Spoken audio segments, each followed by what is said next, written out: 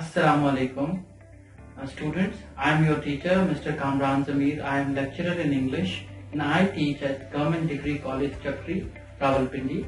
As you all know, class, that we are going through a difficult patch in our lives as this is a global pandemic, COVID-19, that has totally disturbed each and everything in our life. So keeping that in mind, these unfortunate and fateful events, keeping that in mind, Higher Education Department Punjab has decided to initiate online classes. That is why I am here. I am going to deliver a lecture on First Year at Harrow by Winston S. Churchill. Students, before starting off with our lecture, I would like to tell you that there are two books which you have to buy. The first book is Book 2, that is entitled as Book 2, and the title is Modern Prose and Heroes. Okay, there are two parts in this book, Part 1 and Part 2. Why this book is called as Modern Prose and Heroes? Because the first part, the Part 1, it comprises of the essays, okay, based on different events, different situations. They range from descriptive to narrative essays, and there are certain types of essays which have been contained in the book. And then we have Part 2. So in Part 2 we have heroes like Mustafa Kamal, like Louis Pasteur, like Winston Churchill, and there are certain other heroes which you are going to study. Those are also essays. They are also a mixture of descriptive and narrative essays. Some are analytical essays as well. So I'll be telling you with the passage of time as I move on to one chapter to another, then you'll come to know about the genres of every single chapter. Okay. So the second book which you are going to buy is Mr. Chips by James Hilton. Mr. Chips is not a novel, it's a novelette. It can be called as a novelette and novella. Okay, what is a novel or a novella? Novelette or a novella? It is in between short story and novel. It is neither too long as a novel, it is neither too short like a short story. So it sails between both the extremes of genre of a short story and a novel. So our chapter that we are going to study today is First Year at Harrow. So I want to locate my chapter from which part I have taken the chapter. It's from the heroes part, like it's Part 2. Okay, so now let us begin with our topic, First Year at Harrow by Sir Winston Churchill. Students, I expect that you all know that who was this person, this great figure, Winston S. Churchill. He was the Prime Minister of England. This is all that you need to know about him. Furthermore, I'll be explaining more about the life of Winston S. Churchill and the specifications of his childhood, and that has been mentioned in this chapter, First Year at Harrow. Okay class, firstly I need to define the genre of essay which has been used by Winston S. Churchill while writing this beautiful prose that is First Year at Harrow. It's narrative essay. What is the genre? It's narrative essay. Class, are you getting my point? Yes, we do. Okay, very good. The narrative essay, it falls under the category of a narrative essay. So what is a narrative essay? Firstly, we really need to dig deep into what is a narrative essay. So the word narrative, it comes from narration. It means storytelling, kahani. Okay? So in this very chapter, we are focused more on the life of Winston S. Churchill when he was a child. He was a growing up child. So what happened to Winston S. Churchill? What compelled him to write First Year at Harrow? What was the reason behind that? Okay. Narration, narrative essay focuses on his childhood. So now the question that may be arising in your mind is, what is Harrow and what is First Year? So now let us dissect the title into parts so that you better know why First Year at Harrow is the title of the chapter, this narrative essay. Class, it's a very interesting, very interesting narrative essay that I have chosen. The reason behind choosing this was the level of interest that you are going to entice yourself into the essay. It's a very interesting, profound experience that we are going to have while discussing the chapter. Okay, First Year at Harrow. What is first year? We really need to sip into that. What is Harrow? First year. Sorry, class. First year and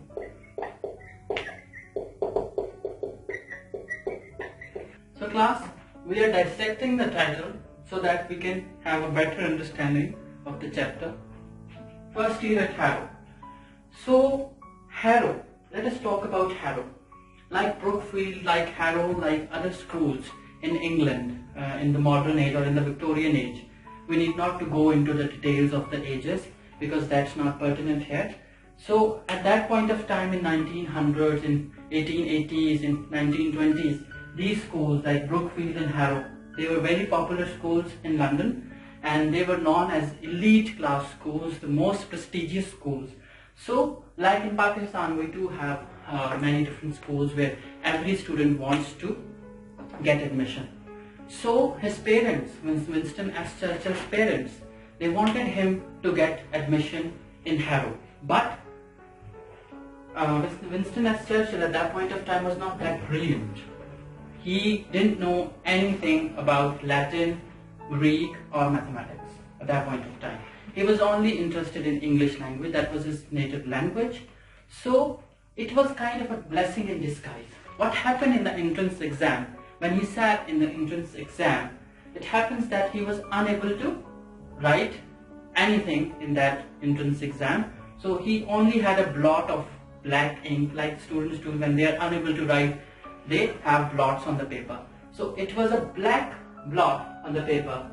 When the examiner, who was actually the headmaster of the school, when he checked different paper, so he singled out the paper of Winston S. Churchill as there was nothing written on the paper. It was only a black spot on the paper.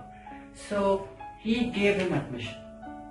He was a very experienced teacher and he kind of figured out that Winston S. Churchill would be a great figure in the history of England or largely in history. So he gave him admission. But there were 2-3 categories in the school. The first category was the brilliant students used to study Latin, Greek and mathematics.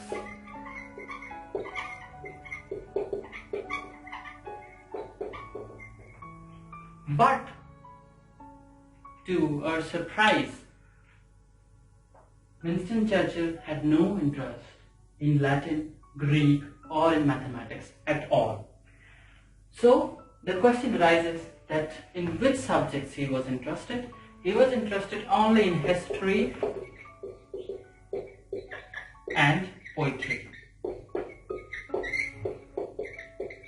So as he had no idea of what Latin or Greek was like, or he had no idea about what mathematics was, so he was put in another section where he had to study English language. That was his native language, mind it. So he excelled at that and he became a very good orator. He went into politics and then he became a Prime Minister of England in 1940s.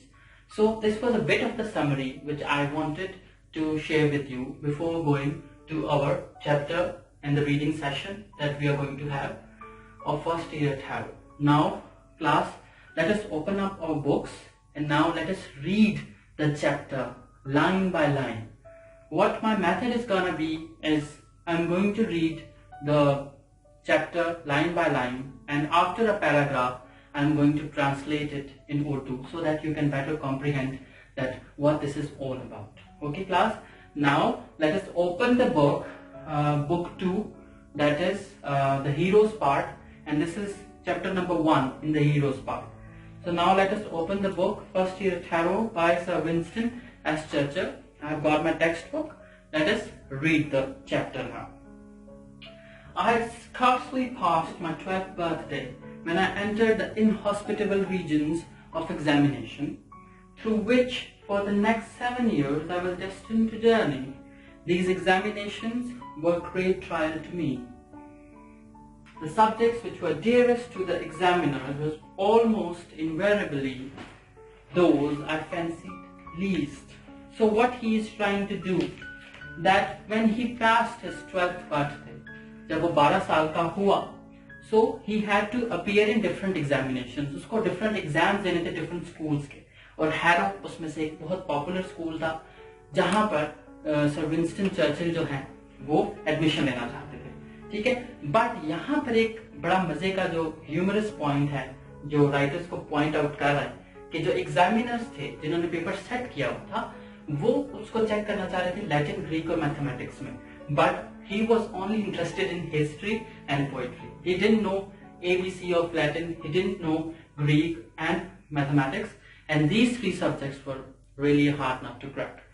So let us continue our reading session. The subjects which were dearest to the examiners were almost invariably those I fancied least. I would have liked to have been examined in history, poetry and writing essays. So these 3 subjects, like history, poetry and writing essays or whatever. So he was only interested in history, poetry and writing, and we will see in the chapter, towards the end of the chapter, we will see that this would prove to be a blessing in disguise for Mr. Churchill, that he would excel at writing and he would become Prime Minister by using the power of language, that was English, his native language, and which was looked down upon by the examiners. Okay class, let us move. I would have liked to have been examined in history, poetry and writing essays. The examiners on the other hand were partial to Latin and mathematics. So at that point of time I would like to tell you that Latin and Greek, these 2 languages, at that point of time, by that point, these 2 languages were dead languages, called dead languages. They were nowhere in use. But in schools, these 2 languages were used because these languages were the symbol of sophistication, and these were the classical languages. So the teachers, the schools, in the curriculum, they wanted to use these 2 languages so that the students would have a know-how, or they should learn Latin and Greek, because these were the language of the classics written by Aristotle, Plato, Socrates, and there are so on and so forth figures who have written in Greek and Latin. So the language is of sophistication, and to your interest and to my interest and to our surprise as well, Mr. Winston Churchill had no interest in these 2 languages, I have aforementioned as well. Okay, and they will prevail. Moreover, the question which they asked on both these subjects were almost invariably those to which I was unable to suggest a satisfactory answer. Class, it is the point that's coming in my mind when I was a student too. At that point of time, there are certain questions which are very easy. There are a range of questions like easy, difficult, most difficult. So as students, what we do is we skip out those difficult parts and we kind of make ourselves at ease with the easy part. So that happened to Churchill as well. The questions which were asked in the paper, they were not Churchill had no idea about those questions. So he was totally oblivious of the fact about those questions. Okay, I should have liked to be asked to say what I knew. They always tried to ask what I did not know, when I would have willingly displayed my knowledge. They sought to expose my ignorance. So this is a very important point, that as a student we want our teachers to test on the points which we know best. So that was the point of Mr. Churchill as well. He wanted to be tested in poetry, he wanted to be tested in history, he wanted to be tested in his writing skills, writing essays. He was very good at, he was adroit at that point. So it didn't happen. The examiner asked very dull, rough and dry questions on Latin, Greek and mathematics. Okay? when I would have willingly displayed my knowledge, it sought to expose my ignorance. The sort of treatment had only one result. I did not do well in examinations. So class, it happens that what students say about entrance exam. Some of the students say कि जितने भी सवाल पूछे थे, we had no idea about that. So the same happens to Mr. Churchill. All the questions which ranged from Latin, Greek and mathematics, he had no idea about. He scarcely had any idea about these very questions. So now let us move to the paragraph number 2. It starts with this especially true. Okay. This was especially true of my entrance examination to Harrow. The headmaster, Mr. Weldon, however, took a broad-minded view of my Latin prose. He showed discriminant in judging my general ability. This was the most remarkable, because I was found unable to answer a single question in the Latin paper. I wrote my name at the top of the page. I wrote down the question number 1. After much reflection, I put a bracket round it, thus, but thereafter I could not think of anything connected with it that was either relevant or true. Incidentally, there arrived from nowhere, in particular a blot and several smudges. I gazed for 2 whole hours at this sad spectacle, and then merciful ushers collected my piece of foolscap with all the others. I carried it up to the headmaster's table.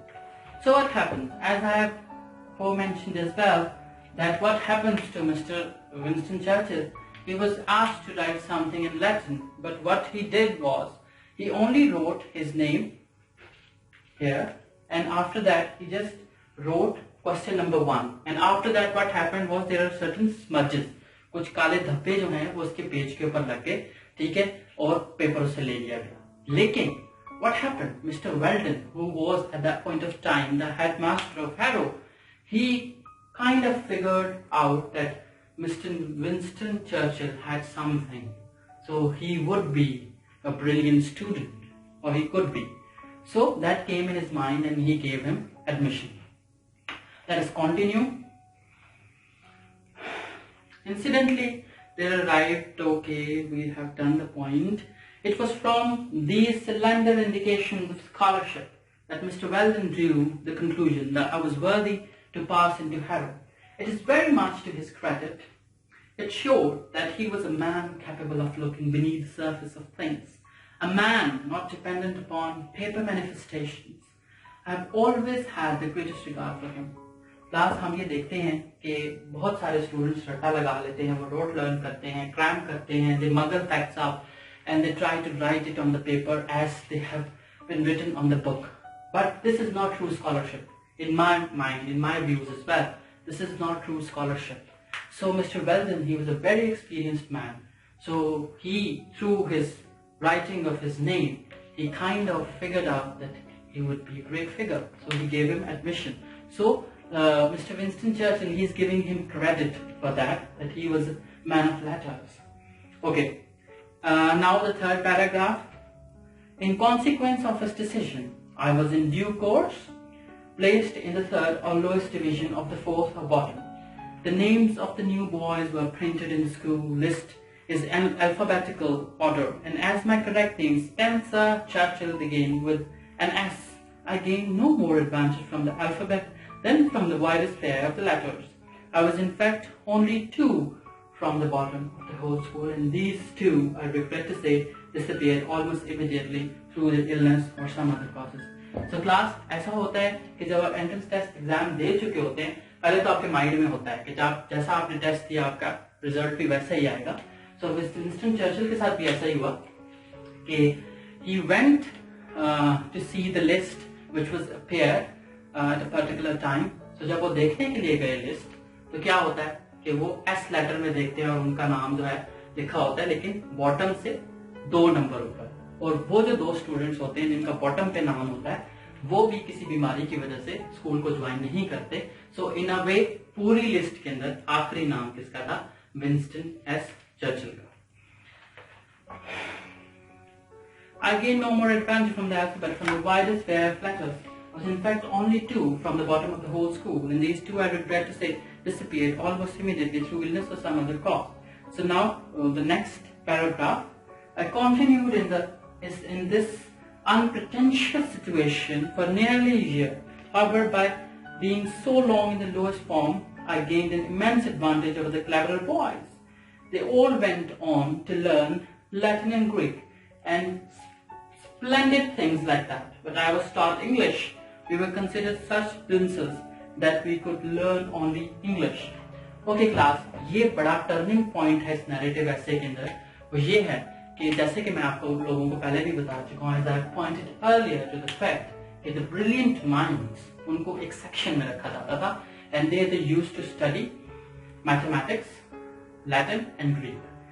So they were known as the cleverer boys, but the dumb students उनको उन्हीं की language पढ़ाई जाती थी, English. So we can deduce from this chapter that English was also looked down upon when it was in comparison with Latin and Greek.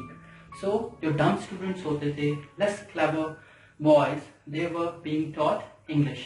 लेकिन ये एक blessing in disguise हो गया मिस्टर विंस्टन चर्चिल के साथ कि उसको इंग्लिश लैंग्वेज पढ़ाई गई, लेकिन उस इंग्लिश लैंग्वेज से उसने ऐसा एक्सेल किया कि वो the so called pseudo students of the Latin and Greek वो उससे पीछे रह गए. हम देखते हैं आगे कि हुआ क्या. What happened? So class, it's a turning point. It's a very, very interesting essay. I gained no more. Okay, sorry. But I was taught English. We were considered such dancers that we could learn only English. Mr. Somervell, a most delightful man to whom my debt is great, was charged with the duty of teaching the stupidest boys the most disregarded thing, namely to write mere English. So class, आप लोग ये देखते हैं, it's a very wrong concept that has settled in our mindset. That is, हम उर्दू को थोड़ा सा English के मुकाबले में जरा देखते हैं कि उर्दू इतनी इम्पोर्टेंट नहीं है, इंग्लिश ज़्यादा इम्पोर्टेंट है, जबकि हमारी कौमी जुबान जो है वो national language that is Urdu, English is only और ऑफिशियल लैंग्वेज, हम उसको इतनी इंपॉर्टेंस नहीं देते. So at that point of time Latin और ग्रीक जैसे कि हमारे यहाँ इंग्लिश है और इंग्लिश जैसे कि हमारे यहाँ उर्दू है, ठीक है, इंग्लिश को इतनी इंपॉर्टेंस नहीं दी जाती थी. लेकिन अब मिस्टर विंस्टन चर्चिल ये कहता है इस चैप्टर के अंदर, इस एस्से के अंदर, कि होता क्या, मिस्टर सोमरवेल जो कि टीचर हैं इंग्लिश के, वो आते हैं इनको पढ़ाने के लिए, और मिस्टर चर्चिल जो हैं वो बहुत ज्यादा इनको रिगार्ड कर रहे हैं कि he was actually the best teacher he could ever have in his life, ठीक है, जिसने उनको इंग्लिश सिखाई, उनको लिखना सिखाया, उनको एरर एनालिसिस के बारे में बताया, उसको different dynamics of the language के बारे में बताया, different mechanics of the language के बारे में बताया. सो हम पहले पार्ट के अंदर देखते हैं कि फर्स्ट पार्ट के अंदर he is giving regard to mister वेल्टन who was the headmaster. सो यहाँ पर आते आते mister Somervell he is going to be the teacher of English, उसको मिस्टर विंस्टन चर्चिल बहुत ज्यादा इंपॉर्टेंस दे रहे हैं. अब देखते हैं कि वो इंपॉर्टेंस क्यों दी जा रही है, what was behind this. Okay, mister Somervell, a most delightful man to whom my debt is great, was charged with the duty of teaching the stupidest boys the most disregarding thing, namely to write mere English. He knew how to do it. अच्छा, अब क्या होता है कि mister Somervell जो हैं वो he is very good at it. Is quite adroit. He's actually the best at teaching English language and its grammar. So उनको बहुत अच्छे तरीके से जो few students who are there in his class तो बहुत अच्छे तरीके से इंग्लिश लैंग्वेज पढ़ाते हैं. Not only did we learn English passing through thoroughly, but we also practiced continually English analysis. Mr. Somervell had a system of his own. Okay, what is error analysis, guys? Error analysis ये होता है कि जब आपको sentence आपके पास लिखा हुआ आता है और उसमें कुछ ग्रामेटिकल मिस्टेक्स होती हैं, आप उस पार्ट को रेक्टिफाई करते हैं, आप उसको ठीक करते हैं. That is known as error analysis. और इंग्लिश टीचर्स एरर एनालिसिस को इसलिए यूज करते हैं ताकि स्टूडेंट्स के अंदर एक अच्छी समझ बूझ आ जाए, ठीक है, कि how a grammar works, how a language works. क्योंकि जब तक आपकी ग्रामर की अंडरस्टैंडिंग इतनी अच्छी नहीं है उस वक्त तक आपको लैंग्वेज के ऊपर अच्छी ग्रिप नहीं हो सकती. So class we were talking about error analysis and I have also told you earlier as well कि एरर एनालिसिस बहुत इंपॉर्टेंट पार्ट होता है लैंग्वेज के अंदर, क्योंकि आप डिफरेंट एरर्स को उसके अंदर पॉइंट आउट करते हैं और इससे आपकी एक बेटर अंडरस्टैंडिंग होती है किसी भी लैंग्वेज की. So error analysis plays a significant and pivotal role in gripping any language. So उसने मिस्टर सॉबरवेल ने जो के टीचर थे मिस्टर विंस्टन चर्चिल और दूसरे स्टूडेंट्स के जो डम स्टूडेंट्स कहलाते थे उन्होंने क्या पढ़ाना शुरू किया, इंग्लिश पढ़ाना शुरू किया। अब देखते हैं कि उन्होंने पढ़ाया कैसे, उन्होंने एरर एनालिसिस कैसे पढ़ाना शुरू किया। He took a fairly long sentence and broke it up into its components by means of black, red, blue and green inks, subject, verb, object, relative clauses, conditional clauses, conjunctive and disjunctive clauses। अच्छा, अब ये बड़ा ही unprecedented किस्म का novel और unique किस्म का इनका मेथड है पढ़ाने का। वो क्या है कि वो एक लंबा सा सेंटेंस जो है वो व्हाइट बोर्ड पे या ब्लैक बोर्ड पे लिख दिया करते थे और डिफरेंट इंक्स यूज करते थे। मतलब एडजेक्टिव के लिए अलग इंक यूज की हुई है, कंजंक्टिव के लिए अलग इंक यूज की हुई है, कंडीशनल के लिए अलग यूज की हुई इंक। सो इससे क्या होता था, स्टूडेंट्स को पता चल जाता था कि these are different parts of a sentence और उनको ये कहते हैं, so on and so forth. ठीक है, डिफरेंट क्लॉजेस का इसमें जिक्र है सेंटेंसेस का। Each had it's on colour and it's on bracket, और हर किसी क्लॉज को बताने के लिए एक डिफरेंट ब्रैकेट होती थी और डिफरेंट कलर होता था। So this is a very unique teaching methodology जिससे आप जो है ना बोर नहीं होते पढ़ते हुए। ठीक है, तो ये टेक्निक जो है वो उन्होंने यूज की। वो डिड इट ऑलमोस्ट डेली, और वो डेली क्या करते थे, ये जो डम स्टूडेंट्स थे, ठीक है, who were not dumb actually, were very clever, वो लोग रोज एरर एनालिसिस किया करते थे। डेली इनका काम था, मिस्टर सॉबरवेल उनको डेली एरर एनालिसिस कराया करते थे। As I remained in the third three times as long as anyone else, कहते हैं कि थर्ड स्टैंडर्ड के अंदर वो 3 साल रहे और 3 साल उन्होंने मिस्टर सॉमरवेल से वही चीजें बनी। तो ये उनके लिए बेनिफिट के लिए उसने काम किया, एडवांटेज के लिए काम किया। It was a blessing in disguise actually. I had 3 times as much of it, और उन्होंने 3 दफा एरर एनालिसिस को अच्छे तरीके से पढ़ा। मतलब उनकी जो बेस थी लैंग्वेज के अंदर, ग्रामर के अंदर, वो बहुत स्ट्रांग हो गई मिस्टर चर्चिल की। I learned it thoroughly, और ये नहीं कि उनका इंटरेस्ट नहीं था, उनका इंटरेस्ट बहुत ज्यादा था इंग्लिश लैंग्वेज के अंदर। उन्होंने थॉरली इसको पढ़ा, बड़ा ही क्लोज रीडिंग किया करते थे, बड़ा एरर एनालिसिस के अंदर वो एक इंटरेस्ट लिया करते थे, इंटरेस्ट शो करते थे। Thus I got into my bones essential structure, the ordinary British sentence। जो ब्रिटिश सेंटेंस है या जो इंग्लिश का जो एक टिपिकल सेंटेंस है उसका स्ट्रक्चर उन्होंने सीख लिया कि this is how the structure is, कि it's subject verb and object, subject verb complement or whatever, so on so forth. There are so many types of a sentence। ठीक है, तो वो जो एक टिपिकल सेंटेंस है, ब्रिटिश सेंटेंस है, English sentence था, उसकी उन्होंने एक स्ट्रक्चर उन्होंने अच्छे तरीके से सीख लिया, which is a noble thing। And when in after years my school fellows who had won prizes in distinction were writing such beautiful Latin poetry and pithy Greek epigrams had to come down again to common English to earn their living or make their way। अच्छा, class एक बड़ी ही एक ironic सी situation है उन students के लिए कि जो पहले ग्रीक और लैटिन पढ़ते रहे, उनको बहुत इंटरेस्ट था। और मैंने आपको पहले when I started off with the chapter I told you that Greek and Latin were in vogue। At that point of time the children used to learn it and the teachers were so keen to teach them, and that was a kind of a symbol of sophistication। लेकिन अब यही वो students थे जिन्होंने Greek Latin पढ़ी हुई थी, अब उनको इंग्लिश पढ़नी पड़ी थी in order to earn bread and butter। ठीक है, ग्रीक और लैटिन एक टाइम के लिए उनको फायदा देगी, लेकिन उसके बाद जब कमाने की बारी आई, when they had to earn for their living, तो वहां पर उनको दोबारा से इंग्लिश सीखनी पड़ी। अच्छा जी, I did not feel myself at any disadvantage। Mister Churchill कहते हैं कि in school years when I was a student at Harrow, at that point of time I didn't feel any disadvantage। और उनको कभी भी बुरा फील नहीं हुआ कि he was known as a dull student or dumb student because he used to study English। लेकिन वो ये कहते हैं कि ये मेरे लिए अच्छी बात होगी, ये मेरा एक एडवांटेज था actually. Naturally I am biased in favor of boys learning English। I would make them all learn English and then I would let the clever ones learn Latin as an honor and Greek as a treat।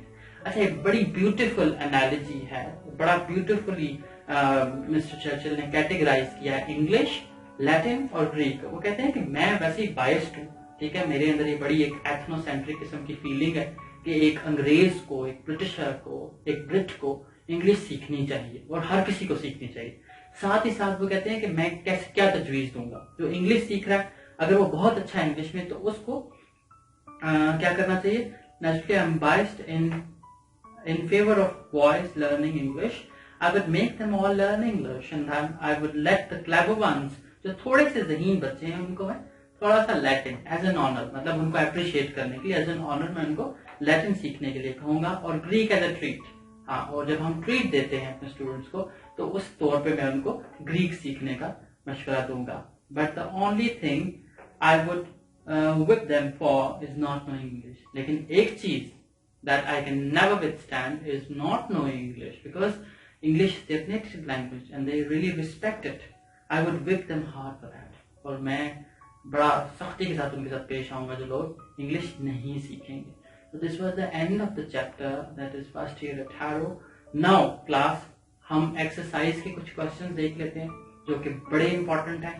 जब आपका exam होगा इंशाल्लाह इन 2021, तो यही questions almost जो हैं वो examiner पूछता है। एक्स्ट्रा क्वेश्चंस भी हम लोग करेंगे, लेकिन will be more focused on the questions from exercise, क्योंकि यही क्वेश्चंस हैं जो पिछला जो ट्रेंड चल रहा है 5-6 साल का जो पेपर्स का है, मोस्टली क्वेश्चंस जो हैं वो एक्सरसाइज से आते हैं। तो आपको you have to learn these question by heart, you have to mug them up, you have to rote down, you have to cram whatever you have to do, you have to be good at it. ठीक है। Question number 1 is, the writer says that the examiner asks questions which students cannot answer and not those which they can answer. Is this complaint just?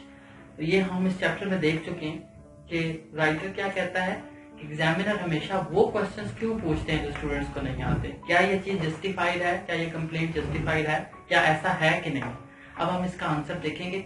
Answer जो है आप लोगों ने exceed नहीं करना 3 to 4 line से, इससे ज्यादा लंबा आंसर नहीं होना चाहिए। 3 to 4 लाइन्स का बड़ा ब्रीफ सा आपका आंसर होना चाहिए, to the point, you have to hit the core. ठीक है। The writer complaint that students are often asked questions which they do not know and are not asked questions which they know is just to a great extent. द स्टूडेंट्स should be asked to say what they know and should not be asked to say what they don't know. Thus, the real worth and ability may be judged and graded. अच्छा, writer ये कह रहा है कि जो questions है वो actually open ended होने चाहिए, इतनी क्लोज एंडेड नहीं होने चाहिए, और जो स्टूडेंट्स की एबिलिटी है उसके मुताबिक उनसे क्वेश्चंस पूछने चाहिए ताकि उनकी ट्रू स्कॉलरशिप जो है वो सरफेस कर सके। ठीक है। Now let us move to question number 2। What sort of questions are asked by your examiner. कि जो मुम्तहिन होता है, जो एग्जामिनर होता है, वो किस तरह के क्वेश्चन जो है वो पूछता है। The general trend of the examiners at present is to ask a bit difficult and confusing questions. Class हम ये चीज देखते हैं कि जब भी आप किसी स्कूल के एंट्रेंस टेस्ट के लिए जाते हैं, कॉलेज के एंट्रेंस टेस्ट के लिए जाते हैं, या अल्टीमेटली यूनिवर्सिटी के एंट्रेंस टेस्ट के लिए जाते हैं, तो एग्जामिनर्स जो होते हैं वो बहुत डिफिकल्ट क्वेश्चंस पूछते हैं आपसे, ताकि वही स्टूडेंट्स जो बहुत ब्रिलियंट हैं, जिन्होंने अच्छे रट्टे लगाए हुए हैं, वही लोग आगे आ सकें। लेकिन राइटर के मुताबिक रट्टा लगाना, रोट लर्निंग करना, ये एक्चुअली ट्रू स्कॉलरशिप नहीं है। ठीक है, क्योंकि ये आपकी एबिलिटी को जज नहीं करता। The general trend of examiner at present is to ask questions that are difficult and confusing. The students are at loss to see such questions and they cannot show their native ability. Thus, their talent remains hidden. This is a very undesirable situation. It must be modified. मतलब questions ऐसे नहीं होने चाहिए जिसका जो है वो जवाब जो है वो क्रैमिंग के ऊपर बेस कर रहा हो। ऐसे क्वेश्चन हो जो ओपन एंडेड हो, जहाँ पर स्टूडेंट्स की क्रिएटिविटी सामने आ सके। ठीक है। क्वेश्चन नंबर 3 देखते हैं। Why did Churchill not do well in examinations? जो एंट्रेंस टेस्ट था हारो का, वहां पर मिस्टर चर्चिल जो थे उन्होंने क्यों अच्छा परफॉर्म नहीं किया। Churchill could not do well in entrance examination to Harrow. He would have liked to be examined in history, poetry and writing essays. वो उन्होंने इसलिए अच्छा परफॉर्म नहीं किया, जैसे कि मैं आपको पहले बता चुका हूँ कि ग्रीक, लैटिन और मैथमेटिक्स उनका फोर्टे नहीं थी। That was not his cup of tea. उनको इतना पसंद नहीं थी, और वो चाहते थे कि एग्जामिनर उनको हिस्ट्री, पोइट्री या राइटिंग एसेस करने पे उनको अप्रिशिएट करे। However, the examiners liked to test him in Latin and mathematics. Consequently, Churchill failed to do well in the examination. लेकिन जब वो एग्जाम में बैठे तो एंट्रेंस टेस्ट जो था वो सारा का सारा लैटिन और मैथमेटिक्स पे बेस कर रहा था। ठीक है, इसलिए वो फेल हो गए टेस्ट में। How did he do his Latin paper? चलें, अब उनको अगर आ रहा नहीं था तो उन्होंने कैसे उस पेपर को अटेम्प्ट किया। Churchill was unable to do even a single question in the Latin paper. Churchill ने लैटिन के पेपर में कुछ भी नहीं किया। He wrote his name at the top of the page. सबसे ऊपर उन्होंने अपना नाम लिखा। Then he wrote down the number of the question 1. उसके बाद उन्होंने क्वेश्चन नंबर 1 लिखा। Letter on he put a bracket round it, उसके बाद उन्होंने उसके इर्द गिर्द एक ब्रैकेट लगा दी. Then incidentally he made some dots on the sheet, sorry. उसके बाद उन्होंने शीट के इर्द गिर्द जो है कुछ डॉट्स लगा दिए. ठीक है, इस तरह से उन्होंने अपना लैटिन का पेपर अटेम्प्ट किया. Churchill was taught English at Harrow and not Latin and Greek. Was it a gain or a loss? हाँ, ये बहुत इंपॉर्टेंट क्वेश्चन है. ये बहुत बार बोर्ड के क्वेश्चन पेपर में काफी दफा रिपीट हुआ है. Recurrent question that has come in the papers कि क्या चर्चिल का इंग्लिश सीखना और लैटिन और ग्रीक ना सीखना, क्या ये उनका बेनिफिट था या उनका लॉस था, क्या ये उनके भले के लिए हुआ या बुरे के लिए हुआ. ठीक है. Churchill was placed in the lowest form and he was taught only English. मैं जैसे कि आपको पहले बता चुका, जो dumb students होते थे, जो brilliant नहीं होते थे, they were put into the English section, जहाँ पर वो सिर्फ English सीखते थे. जो clever boys होते थे, वो Latin और Greek सीखते थे. However, this proved to be a blessing in disguise for him. लेकिन ये उनके लिए बहुत अच्छी चीज साबित हुई. He gained a great advantage over the clever boys who were taught Latin and Greek. He learned English minutely and succeeded to have a full command of the language. This stood him in good stead in practical life.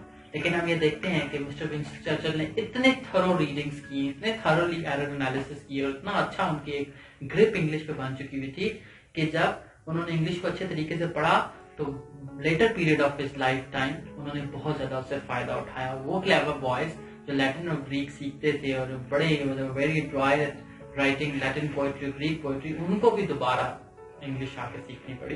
तो it was quite beneficial for him. What good did his 3 years stay at Harrow do him?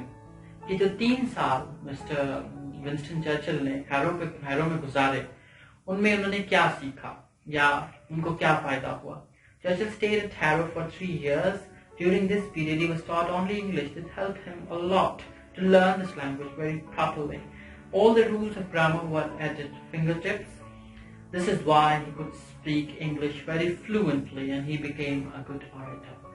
Class जो बड़ी important बात है, ये भी important question है, सारे question important, लेकिन जो मोस्ट इंपॉर्टेंट क्वेश्चन है मैं उनकी तरफ पॉइंट कर रहा हूँ कि चर्चिल ने इन 3 सालों में क्या सीखा. चर्चिल ने इन 3 सालों में थर्डली इंग्लिश लैंग्वेज सीखी, ग्रामर के ऊपर ग्रिप की. ठीक है, और ग्रामर के जो रूल्स थे वो चर्चिल के फिंगर टिप्स पे थे और इस फ्लुएंसी ने उनको क्या मदद दी. ही बिकेम orator, वो एक अजीब मुकर्रर बन गए. In after years, question number 7, in after years, how did the knowledge of English stand him in good stead? के बाद के सालों में अंग्रेजी के इल्म ने चर्चिल को किस तरह से फायदा दिया.